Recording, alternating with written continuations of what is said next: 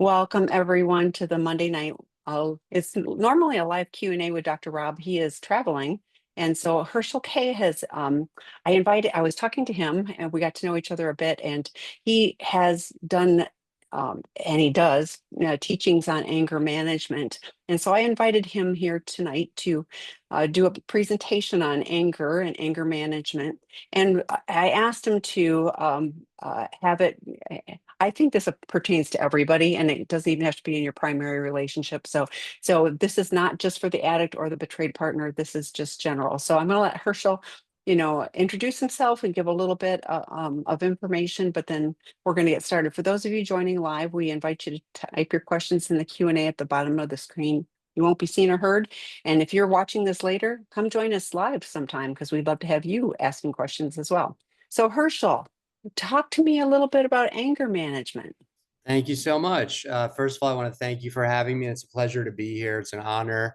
Part of my journey, I have experienced anger a lot as well as addiction. And in my own recovery, I decided, it became my life. So I might as well study it and help other people in their journey. So over the last several years, I became a certified anger management specialist and an addiction counselor.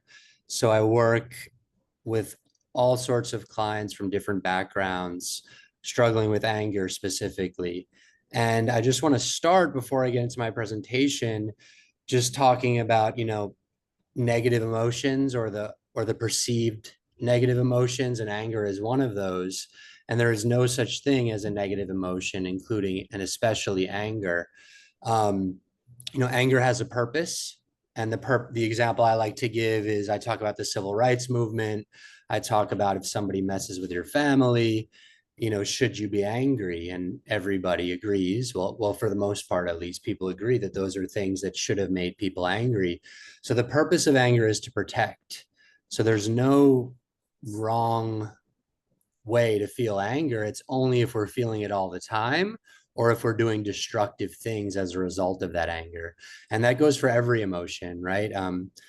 Anxiety, right? Anxiety has a purpose as well.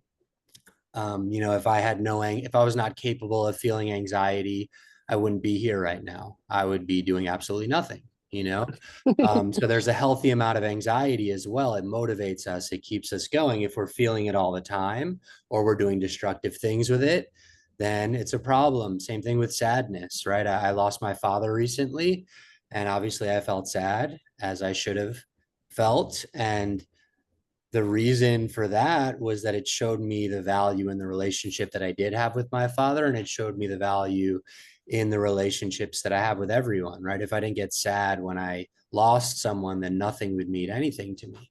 So my point is that no emotion is bad, no emotion is wrong. It's just if we're feeling them all the time or if we're doing destructive things as a result of those emotions. One of the typical things you'll hear in anger management is that it's a secondary emotion.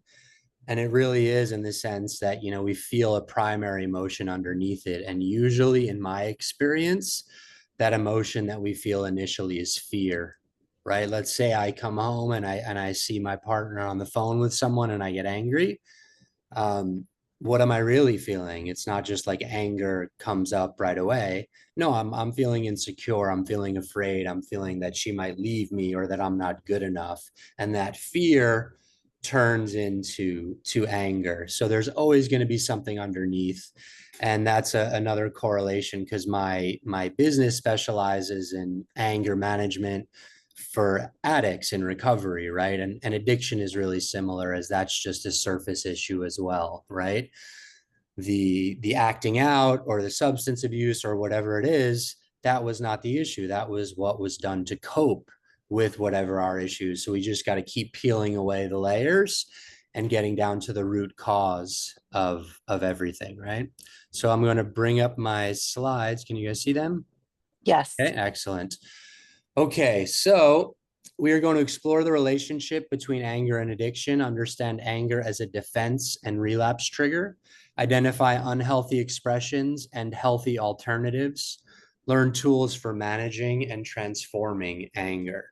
So I do have sort of like separate approaches. I have my anger and addiction, which is my primarily what I do, but I also work with clients straight for anger management. So although those things overlap and you might see some things tied to addiction, anger management is a separate but related entity to addiction.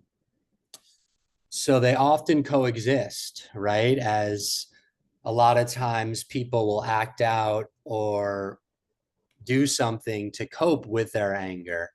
And at the same time, acting out in certain ways can result in more anger, whether it's from us or whether it's from our partners. So it could sort of create this cycle between the two of them. And yeah, it could be used to escape shame or frustration. And when the addictive outlet is removed, the anger may surface intensely. So if anybody here is entering treatment or working on themselves or getting counseling or therapy, you know, a lot of emotions start to surface because a lot of these behaviors, whether it was anger related issues, whether it was acting out related issues, we did those behaviors, right, to suppress our emotions. So it's very common for people who are first working on themselves. Let's say, you know, we're all at different stages. Everyone here is, some of you guys are new. Some of you guys may have been doing counseling and things like that for many years. But the main thing is that whether it was acting out or inappropriate, aggressive or behavior, we were not allowing ourselves to feel, and we were doing things to not allow ourselves to feel our emotions.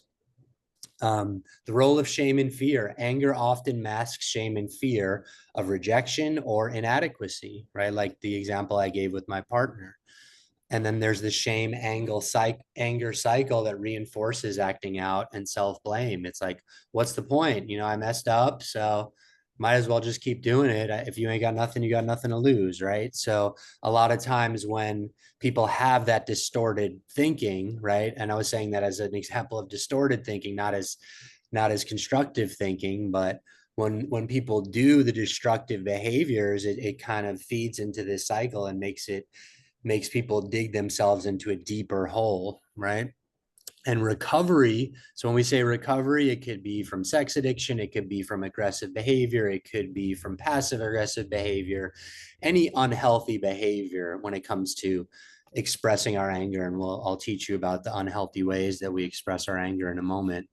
But recovery requires recognizing and naming those underlying emotions, right? Whether it's anger, whether it's fear, whether it's some past trauma, whatever it is, it's not about necessarily, you know, talking about all these things all the time to everyone, but everyone needs an outlet. Everyone needs a healthy expression of what they're going through, what they've been through. And that's why treatment and counseling and therapy is so transformative, because for the first time for a lot of people, they're finally feel safe and able to talk about everything that's going on with them without being judged, right? When we talk about support, you know, a lot of times I ask people, who's your sober support? Who is your support network? And a lot of times people tell me, you know, my wife, my husband. And I'm like, okay, that's great. Well, what if your wife pisses you off?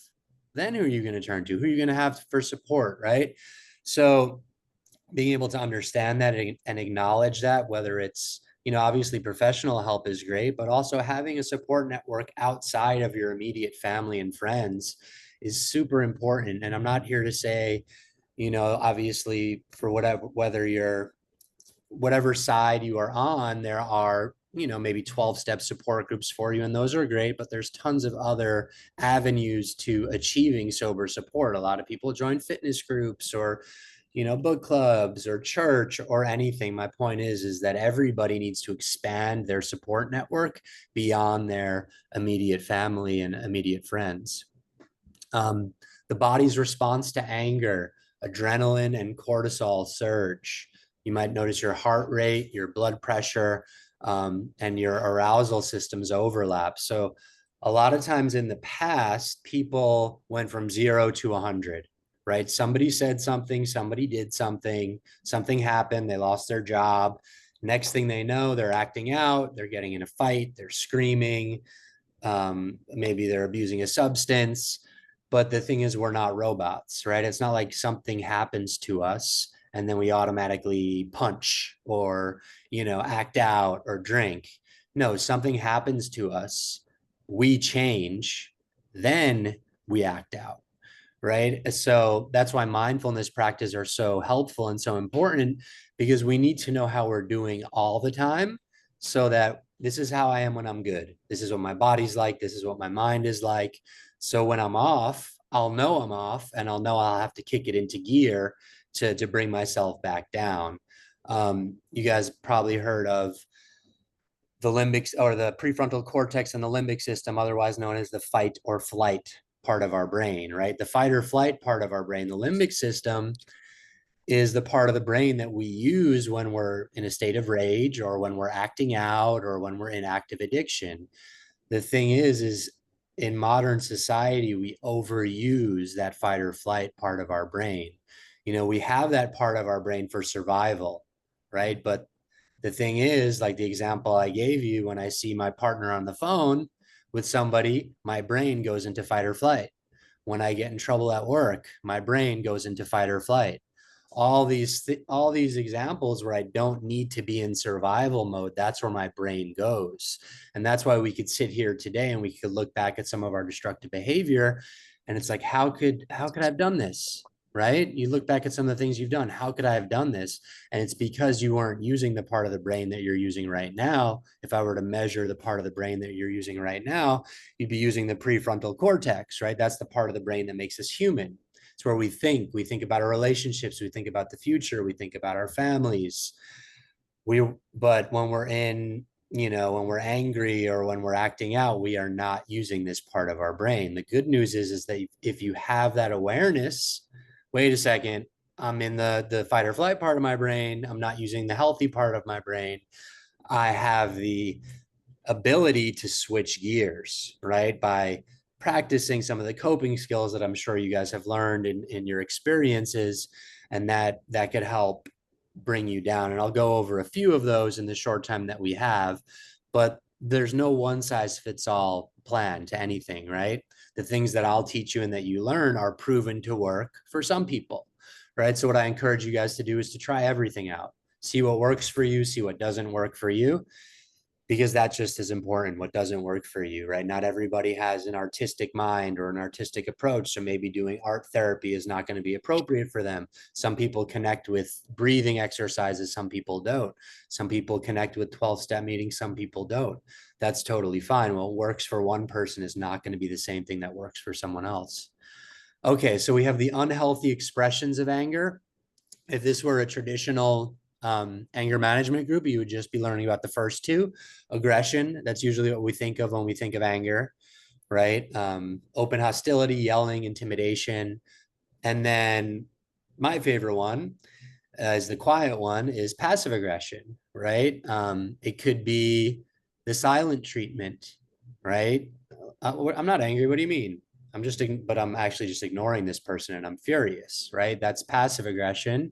Sarcasm, or just sort of putting people down, like I'm better than you and I'm going to let you know it because I'm smarter than you and I know right and you don't know right. That's passive aggression. And depending on who it's coming from, right? If it's a loved one, it could be even more hurtful than straight up aggression. And we've all probably been the perpetrators of it. We've all probably been the victims of it. And if you are in an important relationship with anyone, and when I say important relationship, it's kind of broad. It's not just like, oh, my wife or my husband. No, I mean people that you spend a lot of time with, that you're going to have to see a lot and work with, or, develop relations. So people you work with, people you live with, these are all important relationships, and passive aggression and aggression are not healthy ways to communicate, because what we always need to keep in mind is, what is the goal? What is my goal in this relationship? If it's a work relationship, what's my goal with my boss? Am I trying to, get promoted and accomplish our tasks, or a coworker? What is my goal? If I once had a client, she was co-parenting, and she called the father, and the goal was to get their son into therapy. That was the goal of the phone call. She picks up the phone and she says, you don't care about Johnny. You don't care about this. You only care about you, you, you, you. right? So I'll teach you, what was wrong about that, and maybe another way she could have framed that, because there's a dangerous word that she used, the word you, right? And that's what the word you does. It puts blame on other people. And considering her goal was not to blame the father, it was simply to get their son into treatment. So that goal was just went out the window, because how do you think he responded to that phone call? They didn't even talk about getting Johnny into therapy. She met him up here, and then he met her up there, and they just kept going and they just kept going, right? Um, so you always need to remember your goal, and if it's an important relationship, you're going to have goals with this person, right? And if you don't, then why are you communicating with them, right? So if you are communicating with this person, that means you have goals, and it means that using aggression or passive aggression is not going to help you attain the goals of that relationship. So those are the two traditional unhealthy ways that anger is expressed. And then there's the third way, which is acting out, right? Because a lot of times people act out to suppress the way they feel, to escape the way they feel. Remember, we talked about the fight or flight part of our brain. If we have this uncomfortable emotion like anger coming, um, I could just act out, and then I get the dopamine hit, and I don't feel angry anymore, and I get this rush, and the anger's gone, at least for now, until it comes back and I have to do something else destructive. So acting out is another unhealthy way, because sometimes I meet people in these groups and they're like, I'm not in a very angry person. And I'm like, okay, well, how long have you been doing this on XYZ unhealthy behavior, right? Acting out sexually, drinking alcohol, whatever it is. And they're like, oh, 20 years. And I'm like, okay. So maybe instead of screaming, yelling, and fighting, you did X, Y, and Z instead to cope with your anger, and you weren't really dealing with it, right? So those are the three unhealthy ways in my experience that people express anger. And there's no, anger is not a problem. It's just these unhealthy expressions of it are what are the problems. Consequences, which assuming everyone here has experienced on one side or the other, is damaged trust and relationships, isolation and emotional disconnection, a relapse through avoidance and shame. And whatever that relapse is for you, it could simply be acting out, or it could be, yelling at people or fighting people, could be drinking or drugging, whatever it is. There's something called like an emotional relapse, which is, in recovery, a lot of us learn to, how to deal with our emotions, how to respond healthy to our emotions. And so there's a relapse of the destructive behavior, but there's also something before that we call an emotional relapse. Whereas if I just get resentful or angry or disrespectful, it's like, okay, I didn't relapse on my behavior that I was trying to get clean from, but I fell back into some old destructive thinking patterns and ways of processing my emotions. So, recovery is not about, let's say we're talking about sex addiction. Recovery is not about not doing the behavior, right? Abstinence is part of recovery, but recovery is about healing as a whole person. I meet plenty of people who, let's say my work in substance abuse, who, haven't drank in 10 years, and they're miserable and they're angry. And it's like, okay, so you're not doing the destructive behavior, but you're not happy, and there's still a lot of work to do. So I like to think of the destructive behavior, whether it's anger, whether it's any form of addiction, it's sort of like an onion, and it's the outer layer, and that's the easy work. The easy work is not doing the destructive behavior. The real work is figuring out the why, right? And that's how addiction and anger relate, because they're both superficial. That they're just expressions of something way deeper. Next up, so events versus interpretations. So let's fast forward 6 months and let's rewind 6 months, right? So something that happened to you 6 months ago could have resulted in you doing something really destructive, whether it was getting in a fight or acting out or whatever it is. Now let's fast forward 6 months. something way worse could happen to you, right? Because life is going to happen, unfortunately, right? Something way worse could happen to you, but does not mean that you have to do something destructive with it, right? Um, we can't change the activating events, otherwise known as the triggers. We cannot change all the things from happening to us, unfortunately, but that's the way it goes. We can change how we react and respond to those, and I'll go over that in a little bit. So we have the event is what actually happened, and then we have our interpretation, which is the meaning or story attached to the event. So distorted interpretations fuel resentment and urges to act out. Common triggers for anger: feeling disrespected, rejected, or powerless, conflict with partners, family, or authority, loneliness, and this is probably the biggest one, unmet expectations. Expectations are huge. Expectations are huge. And, when we have relationships, obviously there are expectations in relationships, and being able to communicate those in a healthy way so that our partners can understand what's important to us, right? What's important to me? What do I need? As opposed to just expecting things from people without them even knowing what's expected, right? There's a lot of distorted thoughts that people have, and one of my favorite ones is mind reading, right? We often think we know what other people think. And there's no way to know unless we ask and talk to them and communicate. But expectations can be a big trap if it's not communicated what we expect of one another.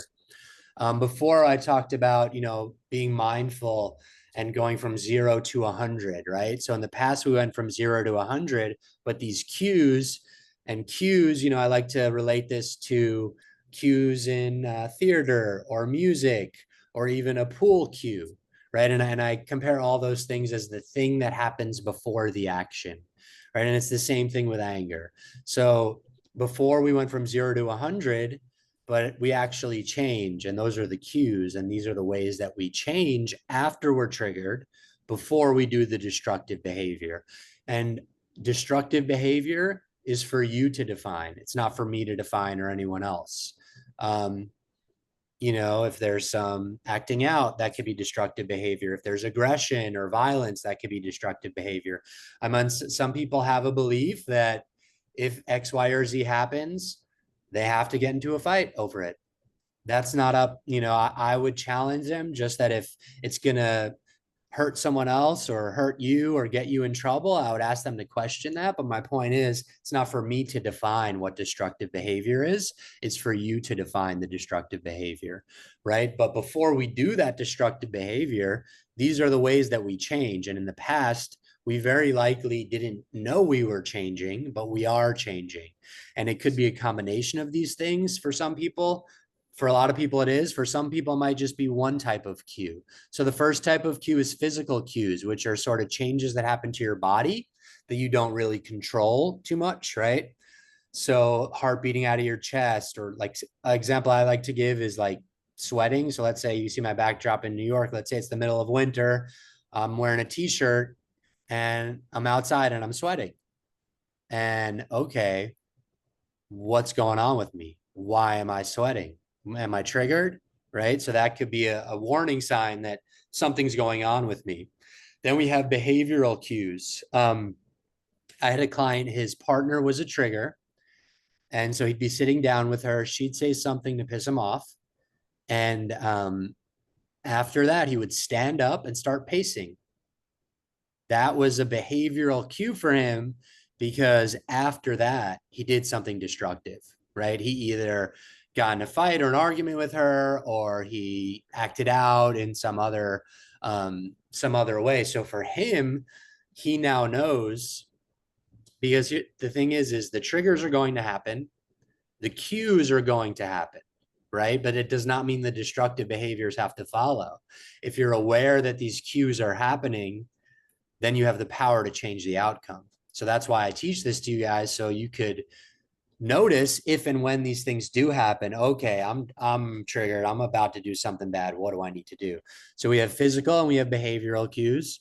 Then we have emotional cues. Very often something happens, we feel some sort of way, and then we do something destructive as a result of that. So we can know in the future, when I feel lonely, when I feel anxious, when I feel X, Y, and Z, um, in the past, I used to do destructive things. So that means I have to do, as an example, I have to call someone, I have to go for a walk, I have to meditate, whatever it is for you. And then the cognitive cues, which are, the thoughts.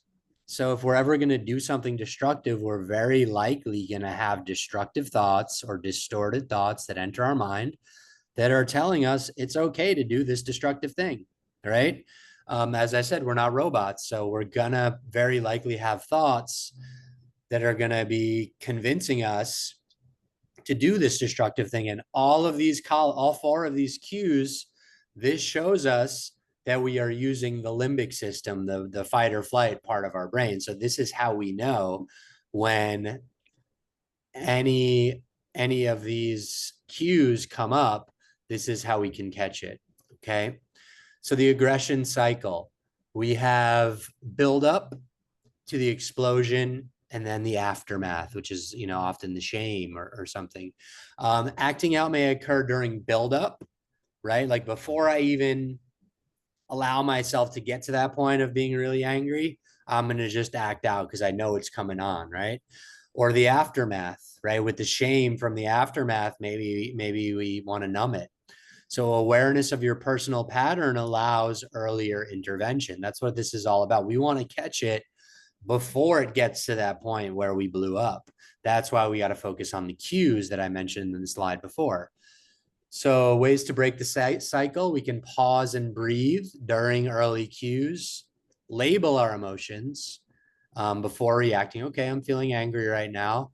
Redirect energy into communication or physical grounding. One of the physical grounding tools, I don't know if you guys have learned this, is a very simple one called 5-4-3-2-1. It's based on the five senses. You focus on five things you could see, four things you can touch, three things you can hear, two things you could smell, and one thing you can taste. It works for some people. Like I said, everybody's different, but that's just one of the many tools for physical grounding. Okay, so this is cognitive behavioral therapy using the ABCD model. So as I said before, the activating event. So let me just give you an example that I like to give. I was driving on the 405 freeway, right? If for those of you that are not familiar, it's a very crowded freeway, and this may or may not have actually happened. So use your imagination. And somebody cuts me off. Okay, somebody cuts me off, and the negative consequences as a result of someone cutting me off is I got road rage, and I started cutting them off and driving, wild and getting in an accident, and the police came and it was all bad. Okay, so we're going to use this ABCD model to sort of break that down. So the activating event. In this case, the activating event was someone who cut me off, right? Activating events, for the most part, are not things that we can change. They're just going to happen. So activating events are just triggering events, right? Some triggers we can remove, right? Let's say we had somebody in our life that, was very destructive for us, or we did bad things with. We could just decide that to cut them out of our lives, and we are therefore removing a trigger from our lives. However, a lot of triggers are just going to happen. Like today, someone cut me off, right? So I shared the consequences. So looking back at this situation, let's try to figure out what my beliefs must have been. So somebody cut me off was the A. The B, and I usually like to ask this question, but I'll just talk about it, right? The B, looking back at it, must have been, who does this guy think he is? Let me show him. I'll teach him a lesson. Like, let me show him who's boss or something, right? And you guys are aware of the consequences because I shared, and we could even just say that state of rage that I may or may not have been if this was a real story. Even that's a negative consequence because that's not a place I want to be. But there was also the accident and the money and the police and all of that. So those were our negative consequences. So whenever we're faced with negative consequences as a result of our behavior, because this was a result of my behavior, it was not a result of that guy cutting me off. We can dispute something in this equation, right, to change the outcome for the future. So could dispute meaning change or challenge. So could I have disputed or changed the activating event? No, that guy was just going to cut me off, right? So if I couldn't dispute or change that, that means I could have disputed or changed my beliefs. So today, when I drive on the 405 on rush hour, those same exact thoughts might enter my mind because no change we are trying to make in life, it's not like a light switch where I just turn off these old ways of thinking. That's not how this works, right? I compare it more to like a dimmer switch, a dimmer slide, right? So it used to be very dark, and I'm learning some stuff today. It's getting a little brighter, but I'm gonna have bad days and weeks. It gets a little darker, but I'm gonna keep working to making it brighter and brighter. So my point is, these old thoughts will enter your mind. Don't be hard on yourself if and when they do, because you don't just turn them off. It's just when they do enter, I can remind myself of the consequences of these thoughts. Okay, I want to, put my foot on the pedal here, but I could get in an accident. Maybe this guy has a gun. Like, is it really worth it for me to put my foot on the pedal here? And that the answer is usually going to be no in whatever situation. And then there's also the element of I chose to take that personally, right? There was some random person in a car who cuts me off, and I decided to take it personally. Meanwhile, I don't know anything about that person in the car. They could have been on a rush to a hospital. They could have been high. They could have been drunk, or maybe they just didn't see me, but I decided to take it personally. So that same scenario we could compare to any interaction with people, really.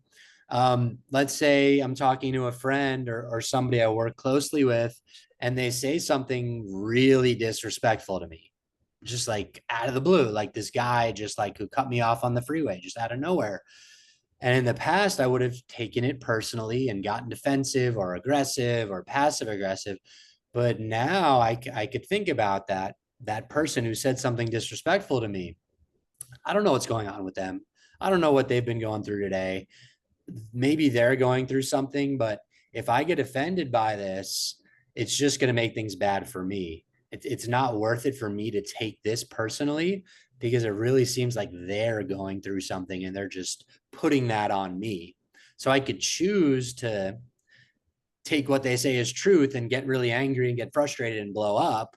Or I could look at it in a different way and it's like, is this really worth it for me to get so upset and angry about?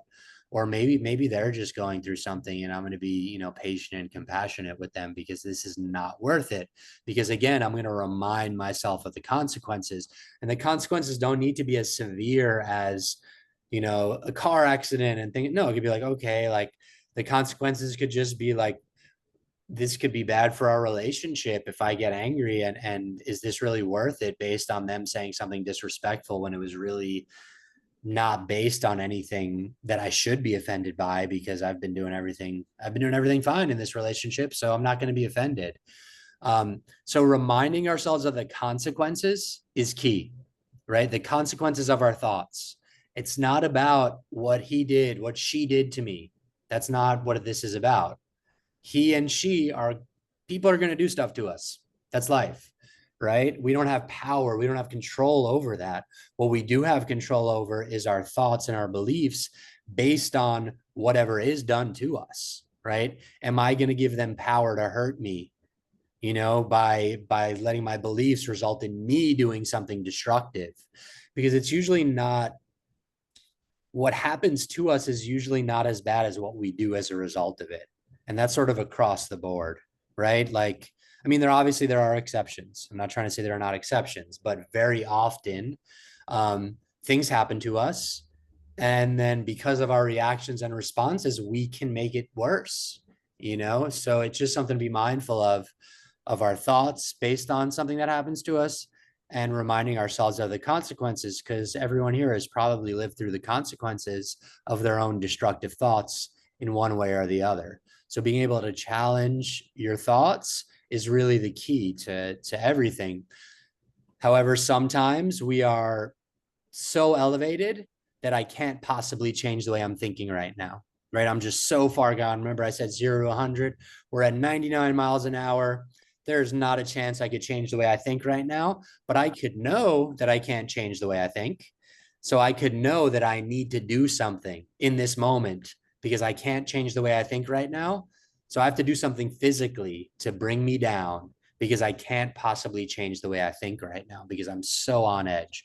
So it's one of the various a vast amount of coping skills that you guys learn, right? So yeah, I just encourage you guys after this to think about a recent trigger and write down the, remember the A is the activating event, the B is your beliefs and the consequences, and try to think of one, maybe where you had negative consequences as a result of your own behaviors from the situation. And then create 2 balanced dispute statements. Notice emotional change after reframing the belief, right? Because those destructive beliefs will return. Don't be hard on yourself. Just try to reframe them. One of the many tools we have in anger management is progressive muscle relaxation. It's pretty much like you could tense your fists and then release, or tense any muscles in your body and then release. One of the many things that is proven to work for some people. So you could try that. There's deep breathing. Another one is bilateral stimulation. So if we use both sides of our body for something, it actually activates both sides of our brain, and that could help sort of balance the brain out a little bit. So you could get like a stress ball or a pen and simply pass it back and forth. There's a bilateral hug where you hug yourself and tap your arm. Some people like to just literally walk in place, and you're using both sides of your body and both sides of your brain. And then I already taught you guys one grounding exercise in the 5, 4, 3, 2, 1. Okay. Remember, I gave you the example of the woman who called her partner to get their son into therapy. So I told you how she first spoke. She said, "You never, you always, you."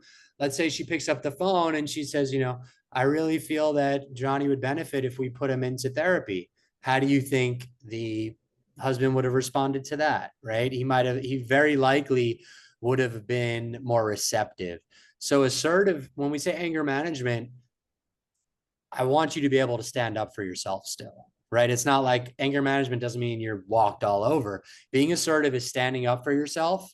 One of the biggest examples of assertive communication is the ability to say no, right? It's very hard to say no sometimes to certain people, and being assertive is the ability to say no. And using I statements. How I feel upset when I see that this didn't happen, as opposed to you don't care about, you never, you always this, right? If we frame things as how I feel, it's a very healthy way to communicate. And I don't know if you guys have heard of the law of attraction, but it's pretty much, it's not an actual law, it's more of like a philosophy, right? Pretty much the energy we put out, we are more likely to get that energy back. And that's kind of what we're doing with assertive communication. That first example with the woman on the phone calling her partner, she put out negative energy. You never, and so he met her with negative energy. If she puts out the positive energy, obviously I can't guarantee she's going to get positivity back, but she is certainly more likely to. So that's really how we need to frame our interactions with people, right? Am I putting out things in a positive way such that I'm about to be able to attain my goals in this relationship? Or am I putting things out in a negative way, in which case, we're not going to achieve our goals? So yeah, assertive communication is very helpful. It's pretty much, oh yeah, and it's not only about what we say. What's more important than that is how we say it. So you could use the proper language all you want, but if there's a tone or sarcasm, it's not going to fly. If anything, that's worse, because then we're stepping into the realm of passive aggressive, right? So it's not only about the language. We have to be sincere with what we're saying and actually mean what we say. Otherwise, there's no point. And this is sometimes I teach assertive communication and people see it as like a trick. to use on the people you're talking with. And that's not what it is, right? Assertive communication is being honest about everything. And then that's the healthy way to communicate. Um, Resentment, pride, and ego are often barriers. Um, Resentment. So I kind of want to wrap this up so I have time for Q&A. But resentment, we often call the number one offender. And we say number one offender, it could be for whatever destructive behavior we're talking about, right? And what does resentment do? Right? Somebody hurt me in a certain way 10 years ago, and I resent them still. What is that doing to them, to me? It's not doing anything to them. It's just continuing to cause me pain, right? So being able to let, and it's not about necessarily forgiving or letting these people back in your lives. No, that's not what it's about. It's about being able to let that go for yourself so you don't continue experiencing pain from whoever it is that hurt you, right? Forgiveness is helpful as well, right? But the main thing is that resentment is only hurting you. It's literally not doing anything to the person that you resent. Pride can really get in the way of change and being able to take help. It gets in the way of vulnerability or an apology. So being able to let go of pride is incredibly powerful and incredibly helpful. And the ego, similarly, it prioritizes being right over being connected, right? When we're talking about anger, these three elements can really hold us back and can really make us more angry than we need to be or that we should be. So more healthier expressions, pausing before reacting, identifying the emotion beneath the anger. Maybe it's fear, maybe it's anxiety, maybe it reminds you of some trauma, or, right? It could be anything. Express needs directly and calmly. That's what being assertive is, right? Rather than ignoring and avoiding and having them think they should know what I'm feeling or what I'm thinking, because they don't always know what you're thinking or what you're feeling, even if you've been with them for 20 years, right? Expressing yourself clearly, directly, and calmly. And it's all about seeking understanding, not victory, right? Which is huge. Anger is not the enemy. Suppression and avoidance are. Awareness transforms reaction into response. And so we need to use our tools daily, right? We need to use our tools when life is good, right? Because that's when we're training for when hard things happen, right? So a lot of times people get comfortable and they think they don't need to do their things for their mental health and their mental well-being, like whatever it is for you, because life is good, right? And then all of a sudden something bad happens and we fall back because we had no preparation and planning when life was good. So all the things that you learn and the things that you do, you need to do these things all the time, not only when life is good. Otherwise we are very likely to fall back into destructive behavior. So am I back on the screen with me? You are. Thank Great job. I have one you. point of clarification, and then I have a whole bunch of things I would ask you, but you've got questions. So Okay. in one point you said the trade partner, she did something or said something to piss him off. And my question is, did she do it to piss him off? Was their intention, or was it he got triggered by whatever? Because to Yeah, me, sorry, there's, he just got pissed off. yeah, Yeah, yeah, thank you. Yeah, yeah, yeah, yeah. He yeah, just got pissed off. I have no idea what I yeah. never even spoke to her. He just said like she pissed me off, and then I stand up and pace, right? Yeah, So yeah, yeah, I yeah. mean, and that's a good question because a lot of times like we blame others for our responses Exactly. and That's where I was going reactions, to it. Yeah, right? A yeah. lot of times we blame others for our responses and our reactions, and it's like, oh, she made me relapse because of this. She made me do. Mhm. It's like, no, you did it because you did it, right? Thank This you. this happened to you, right? That they did that to you, but you relapsed. You got in a fight because you decided to, right? And that comes back to we need to regain control and power over our own emotions and not give them to other people or other behaviors, because that's what happened in the past, is that we enabled other people to have power over how we feel, right? And we got to reclaim that for ourselves. I have complete control over how I feel today. I'm not going to let other people's um, behaviors or things control the way I feel. Obviously, nothing is like perfect. Like I said before, it's not a light switch where I'm just automatically, I don't care what people do or say to me, right? Then Yeah, right. I wish, but I'm better. no, no. Yeah. Every day we get better at these things if we keep working on them. Yeah, thanks for clarifying because I was thinking you clarified exactly where I was going with it is like, I can do things and somebody can get angry at what I've done, but I can't make them angry. And I'm also going to not let somebody make me angry. I can be upset. I can be angry at what has happened, but Yeah. like I'm not going to, it's disempowering if I'm letting everybody, shift all my things. So, okay. So if you follow along, I'm going to start with the first question. I Okay. have compulsive behavior. I always choose to turn my anger inwards, and then it is followed by conflict avoidance. It has and is the story of my life. What do we do with that? Or why do we do that? Yeah, Oh, I'll why answer. do we do that? Or why Sorry. do we? That's a really good question and very very common, right?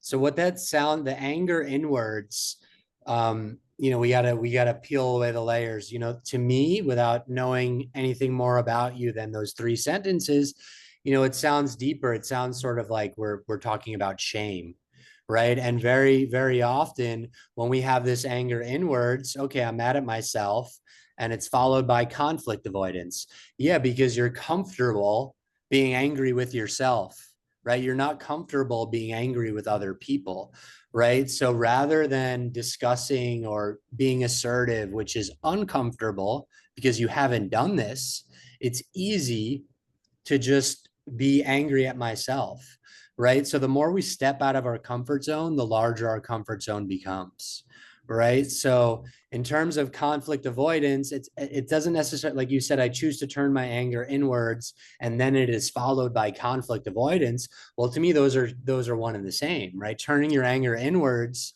and conflict avoidance is very similar because you're not comfortable addressing the elephant in the room, which is whatever conflict you're having with someone, right? And the compulsive behavior just feeds into that. It feeds into the anger. You do the compulsive behavior, it makes you angry at yourself, it increases your shame, and you avoid conflict because it's easier for you to just be mad at yourself.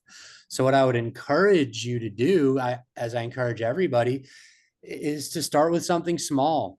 If conflict avoidance is hard for you, there are some things that could seem really difficult to address, but maybe it's a minor work conflict or a minor thing with your whoever you live with, just something small to get you comfortable in addressing conflict. Because if you use assertive communication and you're honest and open about it, you will see that there's nothing wrong with conflict as long as we express it in a healthy way.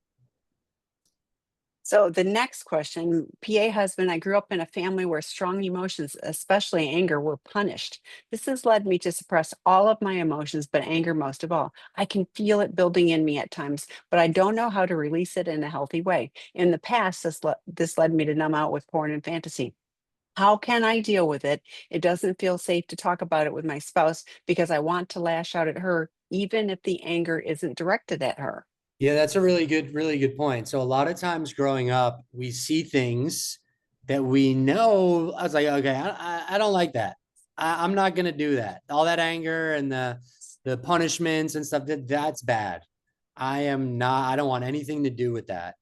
Right. So we see what we don't want to be like, but then we're missing this direction that we do want to be like. So a lot of times, okay, I'm not going to be angry or violent in punishment, but then we just find other unhealthy outlets. And for you, there was suppression of your emotions and you feel it building up inside of you and you don't know how to release it in a healthy way. And you don't want to talk to your wife. Remember before I said, a lot of times I ask people, who is your support system? And they tell me my wife. And I'm like, okay, well, and this is a perfect example where we need to expand our support system, and I don't know what your community is or what your connection is with sober support, but there are plenty of sober support groups that are not specifically focused toward anger, where people go there and are able to comfortably express their anger in a safe place, right? So it seems like to me you need another outlet, as opposed to just this chat, this Q&A, right? This wasn't enough for you just typing in that question, right? You need to develop some support outside of your family that you can express yourself, and also having physical things that you could do maybe by yourself that are good outlets, like working out is really healthy and helpful. Meditation could be healthy and helpful, whatever it is for you, but having those outlets in terms of communicating and expressing yourself with people aside from your wife, and having physical things as an outlet as well. Great question. I'm going to ask now because there's enough questions. Are you able to stay a little bit beyond the top Yeah. of the hour? Yeah, Excellent. there's like Okay. 5 more questions. Yeah, that's fine. Yes. Okay. So I had a question for you. Have you like with this one? So Debbie McRae has talked about, she had an anger journal, and it was a separate journal where she would just Yeah. put all the anger stuff. And I thought that was super helpful. And then I've heard of Yeah. rage rooms where they're like people go and break things. Have you heard of that? So yeah, so if we go back like 20 years or a little more than that in psychology, they used to think, like punching a pillow was, was a good outlet for anger. But what the research actually found was all that does is make us more likely and better at punching pillows, Oh, right? interesting. Yeah, Okay. so I'm glad I'm asked. Yeah. yeah, so I wouldn't necessarily recommend that. I mean, once in a while, sure, that's fine, but making that as like as a permanent coping skill, I wouldn't necessarily recommend that. Did you have another question? No, it was the anger journal, and Oh like, yeah, and that was a therapist, and she like that was oh yeah, she so I kept have that was just anger, and then the rest of the yeah, journal. so I So do recommend keeping an anger log or an anger journal. Um, Let me bring it up for you if I could figure out how to do that. If you give me, so it's pretty much you write the sorry, I'm having a hard time with that. So I'll just explain. that's okay. Um, so you write the triggering situation, this person said X, Y, and Z to me.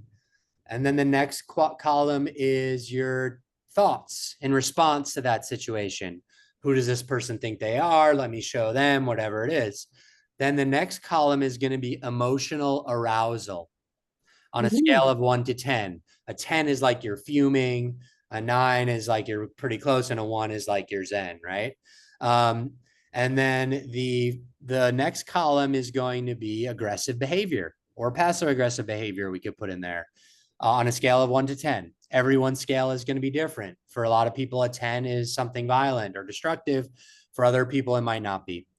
So the purpose of this, the first step towards change. So awareness is the first step towards change, right? So we have these logs and we look back at the event.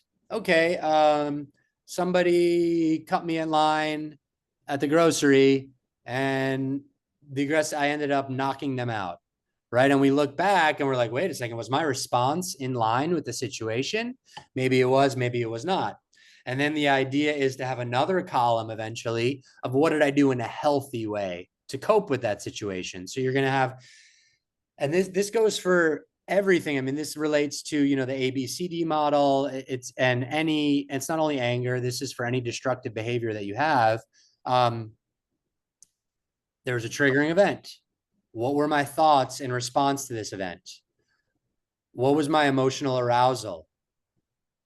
How did I respond? What did I do in response to this? So when we put this down on paper, we could see how we respond to these things. We could see the progress in how we respond. So yeah, anger logs, anger journals are great. It's a tool that I give in my groups. Okay, the next one. Hi, I'm a 24-year-old male. I have been working through my porn addiction since I realized I was addicted about a year ago. I've only been using online resources, books such as Dr. Rob's Sex Addiction 101 for my recovery and creating sobriety plans, etc. And I'm successfully able to avoid watching porn. But the one thing I still struggle with is fantasies euphoric, which are based on things I might have seen in porn. They start through some external triggers and later lead me to slip ups. Are there any tips for dealing with them? Thank you.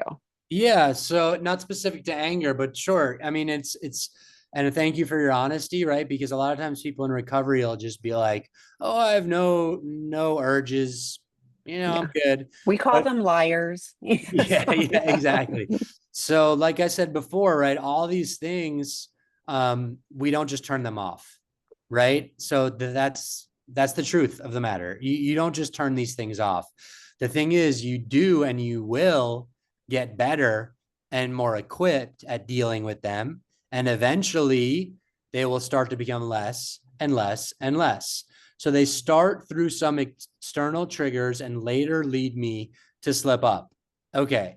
So it's all about catching the things before it gets too late, right? So you need to really increase your awareness about all the things that trigger you. Some things that trigger us are obvious, some things that trigger us are not that obvious. I mean, I've had clients tell me a certain color blue is a trigger, a certain smell, a certain street.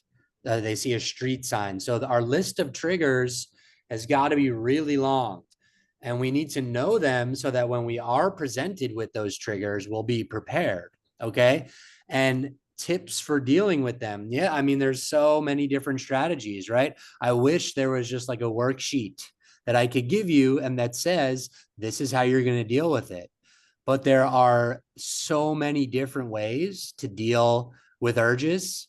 And you have to figure out by keeping an open mind and learning and listening and figure out what works for you. Some people like going to sober support meetings. Some people like meditation. Some people like working out and they never worked out before.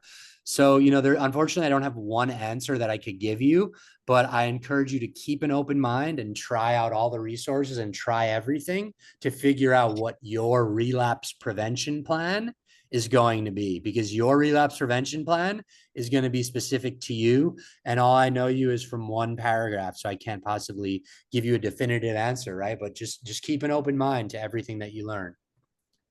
Email me. I put my email in the chat. I have a whole list of things that like people can use. And depending on where you are, if you're in the grocery store, you're not going to do one thing that you could do if you're home. So email me. I've got a bunch of things and I can give you links to different things. Okay, the next one. My husband, PASASO, was always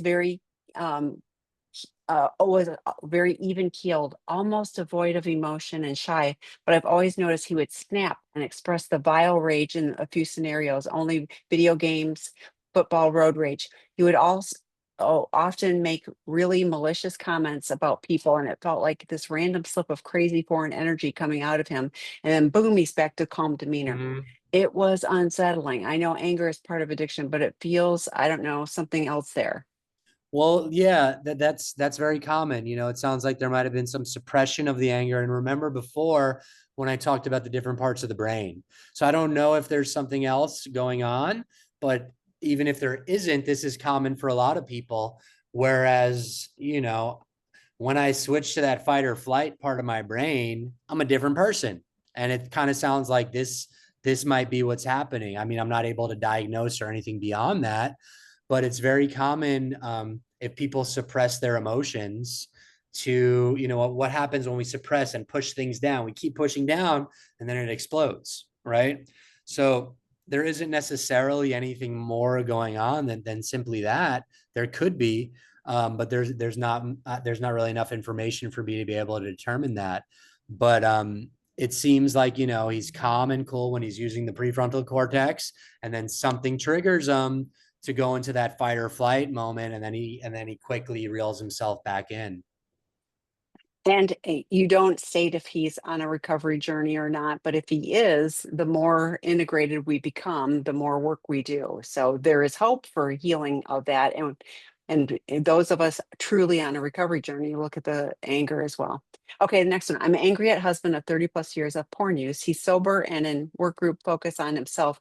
And I feel like it's the same emotional lifestyle, not much emotion shared, difficulty trusting. I expect more emotional disclosure from such hidden expanse of time. Do you think real healing equates to emotional intelligence? But I think I know who this person is, and I think it's a fairly short period of time that he's not been acting out. So would be sooner on the recovery journey, especially compared to 30 years of acting out. So kind Okay, of use so that context. yes, I do think it is, and I think, for example, if people acted out as a way to cope with their emotions, right, that means that they did not know how to express their emotions in a healthy way. So let's say for me, right, I started abusing substances when I was a child, right? So whenever an uncomfortable emotion came up, I just did not deal with it at all. I just got high, right? I did not deal with it. Then I got clean when I was 30 years later, right? And I had no idea how to express myself, no idea how to feel anything. So I was an intelligent person in a lot of aspects of my life. I had jobs and careers and could do all these things, but my emotional intelligence was like it was when I was a child, because I did not gain any intelligence since then. And I'm not saying this is your husband necessarily, right? Because I don't know him. But if that is how we expressed or coped with our emotions in an unhealthy way, which is essentially not expressing our emotions and just suppressing them and avoiding them, then yeah, I mean, you're here, you're working on yourself, and we don't know where he's at in his journey, but it comes back to expectations as well, and certain people are on different levels emotionally, and certain people are simply just at the point where they could be like, I don't know what it is I'm feeling. I don't know how to feel. And that's where some people are at in their emotional intelligence, and it makes them uncomfortable. So real healing is getting better at our emotional intelligence, but getting to this point of like perfection or even necessarily like a complete balance in terms of emotional intelligence in relationships isn't always possible based on where we're coming from. And I want to cue in on that he's focused on himself, for partners it can feel like he's focused on himself, and I'm here to tell you, if he is focused on his recovery and working on bettering himself, great. And then the stronger a foundation he lays. But just like Herschel was talking about, it's like we're, and I can so relate. But yeah, I was like at a 5-year-old in my emotional, and I like they asked me, what are you feeling? I was like, I have no clue, I just am feeling and I hate it. And so I had to learn. And where I needed to practice with other people, so the recovery rooms were amazing and helpful for me, because that gave me the safe space to try that. A partner who I've betrayed for 30 years, like that would be the scariest place to practice all of those things. So that's why we say all the time, partners have support for you. Addicts, do your recovery work with people that are on the same journey, so that you're getting the support and correction as needed, guidance along the way. So and I did with Scott a webinar on real recovery, 2 to 5 years of doing the real work, and then you'll really see changes. So if you're willing to do the work, you'll see changes along the way. But this is not going to like, oh, he stopped doing the problematic behavior. That's just abstinence. It really does take applying these things in different ways and going, oh, I actually practiced some empathy with my person in the room. So, and it felt good to do that. So two more. Okay, what Okay. happens if your partner is in denial of his anger and denies what he did? Okay. So unfortunately, we can't change other people, right? But what we can do is several things. We could change how we respond to it, but we could also model appropriate behavior, right? So if we model and show how we handle anger and how we do assertive communication, it is certainly an effective way for other people to see and learn, right? But trying to force behavioral changes on people is usually very difficult. But if they see things working from what you're doing, they can absorb some of that. Um, so I don't know if that answers your question, but yeah, that's the way it usually works. I agree. And I've just put, we have a betrayed partner work group starting, I think November 5th, but don't hold me to that. And the healthy boundaries, those would be amazing and helpful for you. Okay. And so we're going to, we can't keep going. So we're going to do the next one. What would you say to help someone whose addict use anger and resentment as a justification for acting out sexually? Since discovery, I found out that my husband turned me into a villain and made up a lot of stories, saw my actions and intent in a negative light to enable his sexual addiction. I was truly shocked and devastated to learn that while I thought I was a good spouse, he was feeling anger and resentment towards me. I know you said anger is okay emotion, but I feel like it is a source of hurt for me. How do I deal with it? Or how can we deal with this? Okay, so there's the anger. Sorry, I'm just, what would you say to someone who's addict used anger and resentment? So he used anger towards you to act out. And since discovery, I found out that my husband turned me into the villain and made up a lot of stories and my actions. I was truly shocked and devastated. Well, I thought I was a good spouse. He was feeling anger and resentment towards me. I know you said anger is an okay emotion. So it seemed, yeah, there's a lot, right? I mean, it seems like he was angry at you for something that you, I think, are identifying with, right? Because that it's giving you some pain and some shame because you're implying that you are not a good spouse, right? So he was angry at you, so there is shame. And yeah, I mean, anger is a productive emotion, right? Because if this didn't come out in discovery and he was constantly feeling angry at you and this pain that you guys are going through is going to bring this to a resolution, right? Rather than being quiet about whatever you're being quiet about or him being angry at you, now you both know how you were feeling. Now you both, everything's out on the table, everything's out in the open, right? So although it was painful and uncomfortable, in this situation, it seems like there was some justification for the anger, unless I'm misinterpreting that, right? I'm going to step in on that one because like this is typical addict behavior. The stories we tell in our head are the reasons why. So then we can blame shift. Yes. And so all of the I know you're hurt and this is not about you. He's using you as a justification for doing those things. So and and because he could not do the problematic behaviors, that sounds sanitized, and still be thinking about you. So like this is it doesn't matter what form of behaviors, addictive behaviors. This is pretty typical addiction. So if you can and it's hard. Again, the betrayed partner work group is coming up. If you can start to understand what sex addiction is and isn't, this is absolutely pretty typical behavior. And and if he works his recovery program and gets honest, he will understand that, yeah, I was making up stories, about how this was so that I could go do these things. Yeah, it's not logical. Yeah, Um, exactly. You did say he was making up stories and stuff. yeah, So yeah. for, and you are identifying with him being right, but it doesn't seem like he is. No, and it's hard and hurtful for partners. Can you do one Yeah, more? Because this is a good one.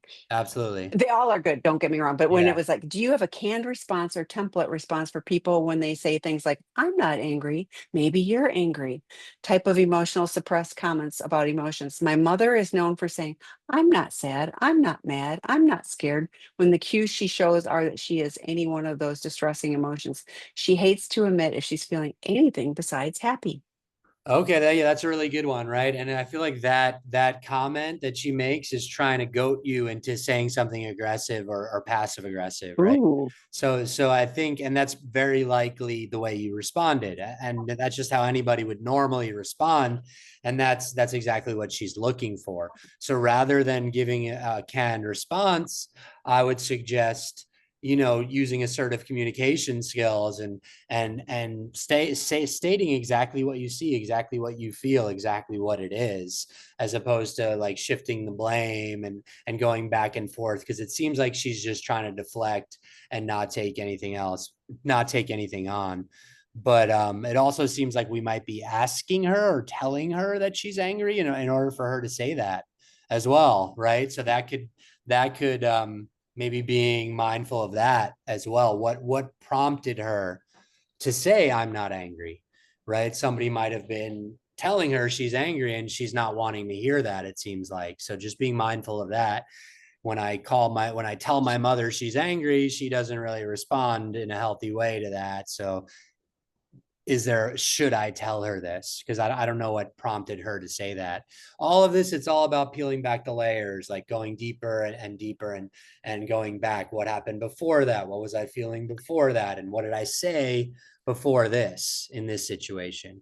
So that is all the time I have for today. Thank you guys so I much for your appreciate that. I time. would just say to that one, it would be really interesting to ask your mom when none of this stuff is happening. What was it like when you were a kid? How were emotions handled? Because I bet all of those things were not okay, for her to express, and especially women of a certain age. Oh, negative emotions were terrible. So, Herschel, thank you so much, and thanks for Thank staying. you.